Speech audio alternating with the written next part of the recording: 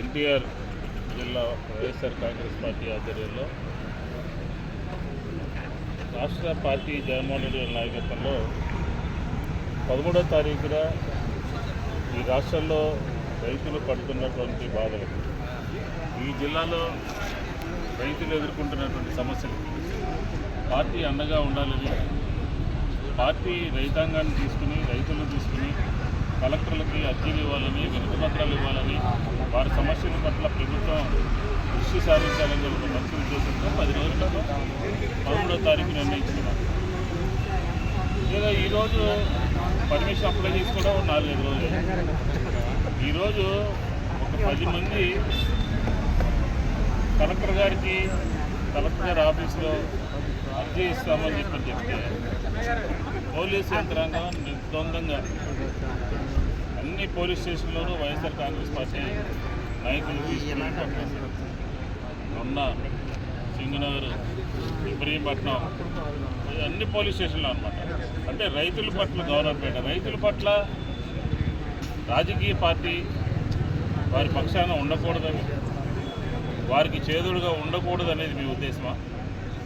గత ప్రభుత్వ హయాంలో జగన్మోహన్ రెడ్డి గారు 1,90,000 కోట్ల రూపాయలు నేరుగా వారందరికీ కూడా ఈ రాష్ట్రంలో ఉన్నటువంటి రైతాంగానికి ఇన్పుట్ సబ్సిడీ కానీ, పంటల బీమా కానీ, ధరల స్థిరీకరణ కానీ, అలాగే ధాన్యం కొనుగోలులో కానీ అన్ని రకాలుగా కూడా మేము ఆదుకుని ఆర్బీకే సెంటర్లు పెట్టి రైతులకి చేదోడుగా ఉండి, నేను ఎక్కడో చూస్తాం మాట్లాడతారు వ్యవసాయంతోనే సాధ్యపడదు అభివృద్ధి అని చెప్తారు. ఈ ప్రభుత్వంలో ఉన్నటువంటి పెద్దలు ఏ స్థాయికి దిగజారిపోయారనంటే వ్యవసాయం దండగా అని గతంలో చెప్పేవాళ్ళు, అది ఇప్పుడు మనకు కనబడతా ఉంది. జగన్మోహన్ రెడ్డి గారి కన్నా, ఆ ప్రభుత్వం కన్నా ఎక్కువ ఇస్తాము అని చెప్పని మాయమాటలు చెప్పారు ఎన్నికలకు ముందు.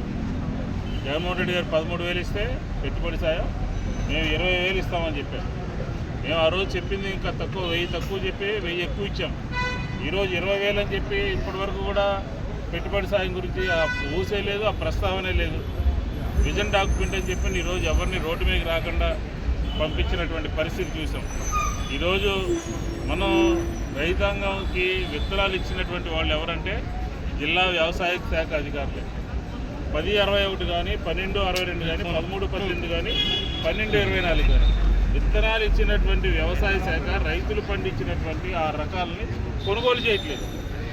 మిల్లర్లేమో ఇందాక డాక్టర్ గారు చెప్పినట్టు 300కి 400కి తక్కువ బస్తాలు అడుగుతా ఉన్నారు. ఎవరికి చెప్పుకుంటుంది ఈ రాష్ట్రంలో ఉన్నటువంటి రైతాంగం?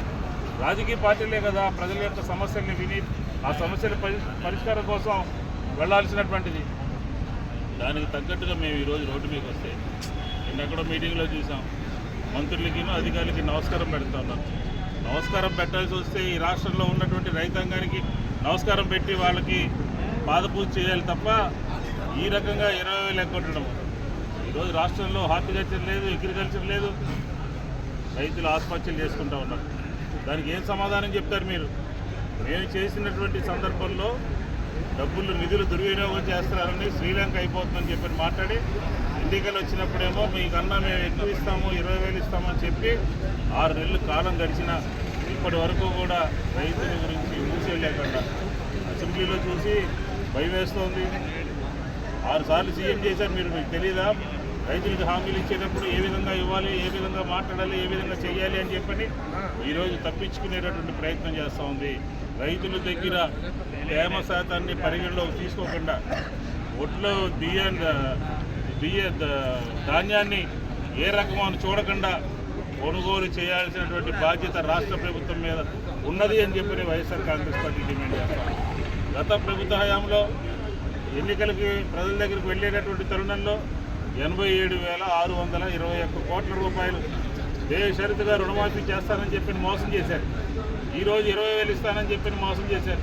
ఇది ఈ ప్రభుత్వం మోసగారి ప్రభుత్వం, మాయమాటల ప్రభుత్వం. ఖచ్చితంగా ఎమ్మెల్యే ఎన్నికలు వస్తూ ఉన్నాయి. రైతులందరూ కూడా తగిన విధంగా బుద్ధి చెబుతారని చెప్పిన విషయాన్ని గుర్తుపెట్టుకోమని చెప్తా ఉన్నాం. ఈరోజు మమ్మల్ని తాత్కాలికంగా ఇబ్రహీంపట్నం పోలీస్ స్టేషన్లో సాయంత్రం దాకా పెట్టి ఉండొచ్చు కాక, కానీ రైతులందరూ కూడా ఇన్పుట్ సబ్సిడీ వచ్చిందా, పంటల బీమా వచ్చిందా, వారు పండించినటువంటి పంటకి గిట్టుబాటు ధర వచ్చిందా లేదా అనే విషయాన్ని ప్రతి విషయాన్ని కూడా ఆంధ్రప్రదేశ్ రైతాంగం అంతా గమనిస్తూ ఉంది. అందుకే ఈరోజు మా అందరి నాయకుడు డాక్టర్ జగన్మోహన్ రెడ్డి గారు ఈరోజు రైతుల పక్షాన ఉండండి అని చెప్పాను. డిసెంబర్ జనవరి మాసంలో ఈ ప్రభుత్వం ఇచ్చినటువంటి మాటల్ని తప్పుతూ ఉంది. ఎన్నికల ముందు ఒక మాట చెప్పారు, ఎన్నికల తర్వాత ఒక మాట చెప్పారు. ఈరోజు 13వ తారీఖు రైతులకు సంబంధించినటువంటి సమస్యల మీద మీరు ఈరోజు పోరాటం చేయడం జరిగింది. 27వ తారీఖున కరెంటు ఛార్జీలు పెంచిన దానికి నిరసనగా 15,000 కోట్ల రూపాయలు ప్రజల మీద భారం మోపిన దానికి నిరసనగా 27వ తారీఖున మళ్ళీ ఒకసారి రోడ్డు మీదకి రాబోతా ఉన్నాం.